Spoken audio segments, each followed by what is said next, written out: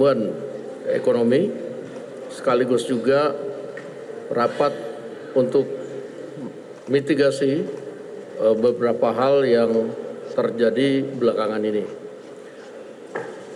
Rapat koordinasi hari ini dihadiri oleh Dewan Ekonomi Nasional yang tadi sudah memberikan paparan tentang pertumbuhan ekonomi dan masukan-masukan lain. Yang kemudian rapat koordinasi ini juga dihadiri oleh Deputi Gubernur Bank Indonesia dari Kementerian Keuangan dan kemudian dari pimpinan DPR serta anggota Komisi 11 serta dari Kementerian SDM beserta Pertamina dan Pertagas yang pada hari ini juga sudah menyampaikan beberapa solusi tentang beberapa hal yang belakangan ini kemudian terjadi.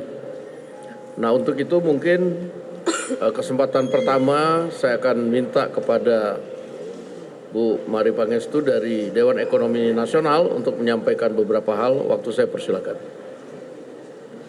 Terima kasih Pak Dasko. Selamat siang kepada rekan-rekan media.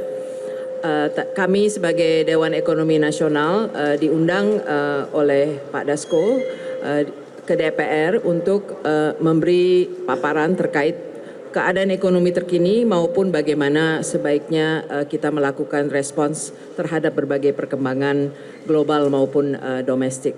Dan apa yang kami paparkan memang juga sudah kami paparkan 2-3 minggu yang lalu kepada Bapak Presiden.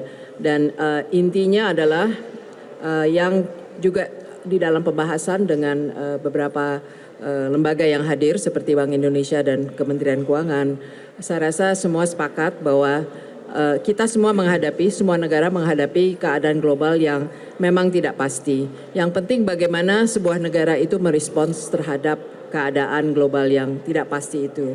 Dan ada kesepakatan saya rasa yang tercapai bahwa yang penting adalah menjaga kestabilan makroekonomi di jangka pendek. Ya, karena kita sudah melihat dampak dari ketidakpastian global, misalnya harga minyak meningkat dan dampaknya kepada inflasi yang sudah mempengaruhi inflasi dan daya beli di masyarakat. Sehingga ini menjadi prioritas untuk menjaga kestabilan makro. Dan apa langkah-langkah yang perlu dilakukan baik dari segi fiskal maupun dari segi moneter, dan koordinasi antara fiskal dan moneter itulah yang kita bahas. Ya. Dan kedua mungkin juga yang disepakati, keadaan ekonomi Indonesia sebetulnya secara fundamental cukup baik.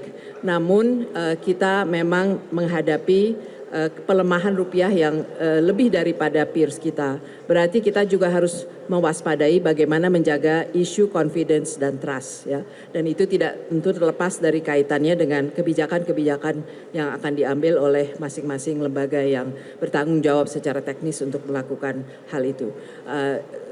Pembahasan berjalan dengan baik dan saya rasa ini forum yang baik untuk melakukan tukar pikiran antara kita semua karena kita ingin tentunya ekonomi Indonesia maju.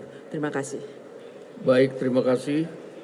Bu Desri, Deputi Gubernur Senior BI, silakan. Baik, terima kasih. Assalamualaikum warahmatullahi wabarakatuh. Tentunya kami berterima kasih juga kepada Pak Dasko yang telah memberikan kesempatan juga pada kita. Seperti pertemuan ini sebenarnya pertemuan rutin merupakan koordinasi khususnya antara fiskal dan moneter. Dan dari kami seperti tadi yang disampaikan oleh Ibu Mari bahwa dalam situasi ketidakpastian global yang sangat tinggi, maka kami di Bank Indonesia tentunya perlu membuat suatu kebijakan yang sifatnya memang jangka pendek untuk mencapai stabilitas. Dalam hal ini adalah kita bicara nilai tukar. Dan kebijakan tentu satu nilai tukar dan kedua likuiditas.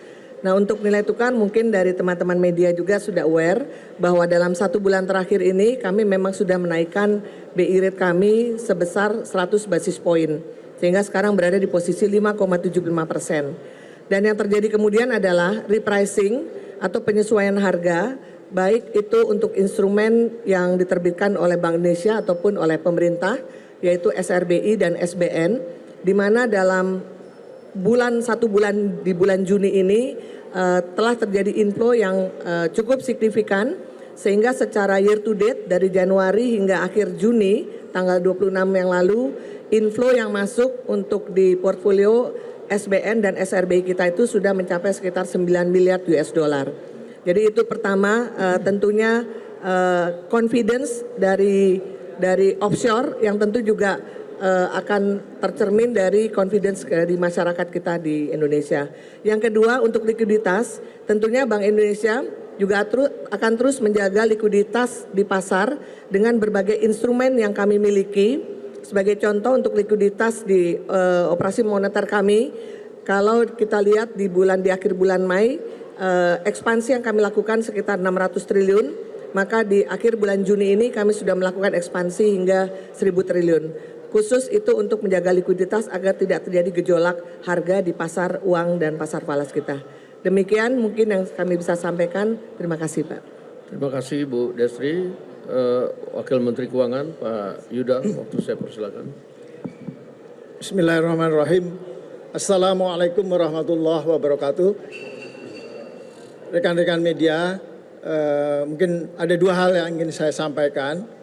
Yang pertama tadi dibahas bahwa kondisi fiskal itu masih sangat terjaga dengan baik. Defisit hingga bulan Mei kemarin 0,7% dan diperkirakan sampai dengan akhir tahun juga masih di bawah 3%. Jadi masih sangat terjaga. Pajak juga tumbuh dengan baik 19,1% dan juga dari sisi belanja juga masih di atas 30%. Yang kedua, tadi juga banyak dibahas tadi yang seperti disampaikan oleh Bu Destri adalah koordinasi antara anggota KSSK termasuk antara Bank Indonesia dengan Kementerian Keuangan, khususnya yang terkait dengan penempatan dana pemerintah di perbankan. Setelah dievaluasi, diambil kesimpulan bahwa dana pemerintah di perbankan akan dikembalikan lagi, yang kemarin 281 triliun akan dikembalikan lagi 281 triliun dan diperpanjang hingga akhir 2026, Desember 2026. Di samping itu ada tambahan 100 triliun sebagai standby in case diperlukan dan memang perbankan masih memerlukan likuiditas untuk menyalurkan kredit. Karena informasi dari perbankan, permintaan kredit itu masih cukup tinggi, tetapi likuiditas perlu dijaga agar bank bisa menyalurkan pertumbuhan kredit. Dan diperkirakan kemarin di bulan Mei kredit tumbuh 11,5%. Kami harapkan pertumbuhan kredit juga masih double digit di dalam bulan-bulan ke depan. Oleh sebab itu likuiditas memang benar-benar harus tetap terjaga di perbankan. Terima kasih. Baik, terima kasih. Ini ada kabar bagus Pak Menteri SDM, silakan. Baik, terima kasih Pak Dasko dan pimpinan Dewan, Bapak Ibu semua yang saya hormati, teman-teman media. Hari ini kita melakukan rapat koordinasi dalam rangka merespon dari berbagai dinamika geopolitik yang dikaitkan dengan kebijakan untuk mempertahankan ekonomi nasional kita, khususnya di sektor gas. Bapak Ibu semua, dalam waktu hampir 10 hari terakhir kami menerima aspirasi dari asosiasi pelaku industri dari sektor keramik dan beberapa industri lain, termasuk dari KSPI. Atas dasar koordinasi yang baik dengan pimpinan DPR, Pak Dasko dan pemerintah, telah kita merumuskan beberapa langkah-langkah solutif untuk mengatasi masalah yang dihadapi oleh teman-teman industri.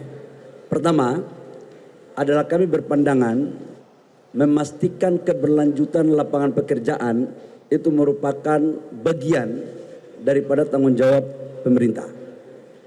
Dalam menindaklanjuti pikiran tersebut, maka untuk gas, kita tahu bahwa harga gas dunia lagi melambung. Kita membagi menjadi 3 tahap. Yang pertama untuk HGBT tetap di angka 6,5 sampai dengan 7 dolar per MMBTU. Dan ini adalah rapat kilat kami dengan Pertamina, dengan Pak Simon dan Pak Arief sebagai Direktur PGN. Memang ini tidak mengenakan semuanya, tapi kita harus ikat pinggang untuk menyelamatkan lapangan pekerjaan. Sekali lagi saya sampaikan bahwa untuk HGBT di 6,5 sampai dengan 7 dolar. Untuk gas pipa industri yang non HGBT tetapi industrinya atau kilangnya, sumurnya ada di wilayah Jawa, itu tetap di angka 9,6 dolar per MMBTU. Yang terjadi sekarang itu adalah karena terjadi penurunan produksi dari kilang-kilang kita yang ada di Jawa Barat. Jawa Timur nggak ada isu. Di daerah Barat yang mengcover Jawa Barat, Banten, dan DKI, maka yang terjadi adalah mempergunakan LNG. LNG ini diambil dari wilayah Papua, Sulawesi, Kalimantan, dan beberapa daerah luar Jawa lainnya. Kemudian harganya naik sampai dengan harga di pasaran itu 20 sampai dengan 23 dolar per mm. Itulah yang menjadi penyebab kenapa teman-teman dari sektor industri meminta pemerintah harus turun tangan. Atas dasar arahan Bapak Presiden, Bapak Presiden berkepentingan betul untuk menjaga industri dan lapangan pekerjaan, maka kami diperintahkan masukan dari industri itu kurang lebih sekitar 15 sampai 16 dolar per mm. Tapi setelah kita menghitung dan kami sudah pergi ke Bapak Presiden, diturunkan menjadi 13 dolar per mm. Jadi dari 20 sampai 23 dolar per mm sekarang diturunkan menjadi 13. Teman-teman semua, kenapa ini terjadi? Karena memang untuk LNG kenapa harganya tinggi? Dia itu diambil dari daerah-daerah yang butuh kos transportasi. Kemudian dilakukan regasifikasi ulang. Kemudian baru dikirim lewat pipa. Itulah biaya yang timbul. Nah sementara sumur-sumur yang ada di wilayah Jawa Timur itu produksinya sesuai dengan target lifting.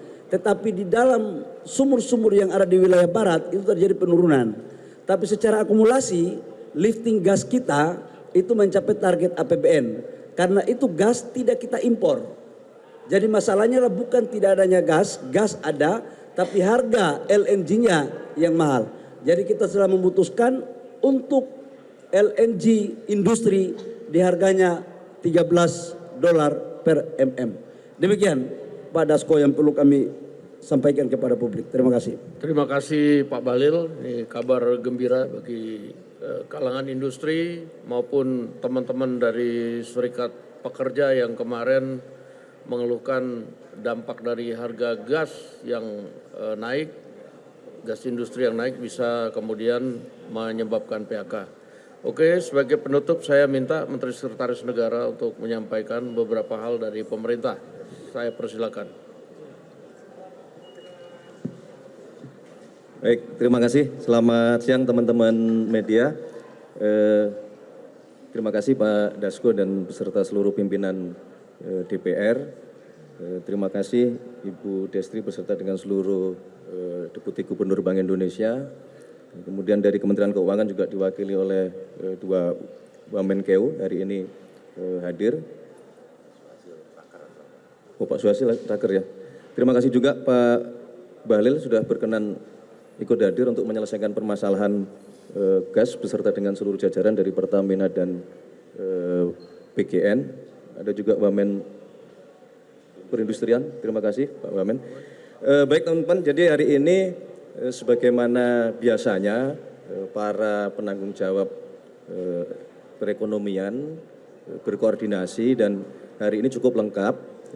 karena juga ikut dihadiri oleh teman-teman dari DEN yang memberikan pandangan maupun saran-saran, dan memang karena ini kebetulan juga sedang berlangsung Piala Dunia, ibarat tim sepak bola mengurusi ekonomi juga bagaikan tim sepak bola yang semua harus saling berkoordinasi, semua saling memberi masukan bagaimana mengambil kebijakan-kebijakan mulai dari makro, mulai dari fiskalnya sampai kepada sektor real yang kita hadapi di lapangan. Salah satu contohnya adalah berkenaan dengan masalah kebutuhan gas untuk industri kita. Jadi sekali lagi terima kasih Pak Dasko beserta dengan Bapak Ibu semuanya. Kita berharap koordinasi ini dapat terus kita tingkatkan untuk memastikan seluruh perekonomian dapat berjalan sesuai dengan yang kita harapkan. Demikian yang dapat kami sampaikan. Terima kasih Pak Dasko, terima kasih untuk semuanya. Baik, terima kasih semua atas kehadiran pada rapat koordinasi pada hari ini. Juga teman-teman media, terima kasih atas waktunya. Wassalamualaikum warahmatullahi wabarakatuh. Waalaikumsalam.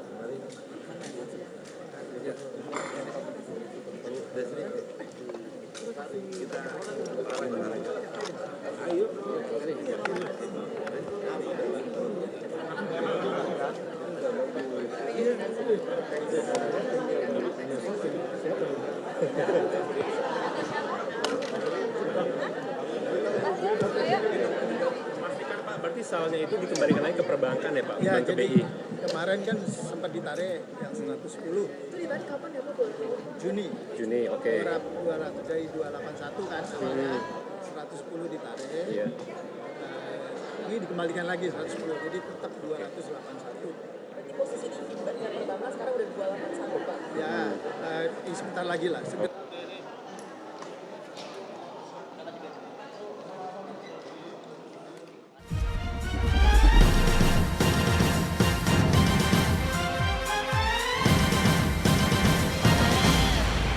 Jelajahi cara baru mendapatkan informasi. Download Metro TV Extend sekarang.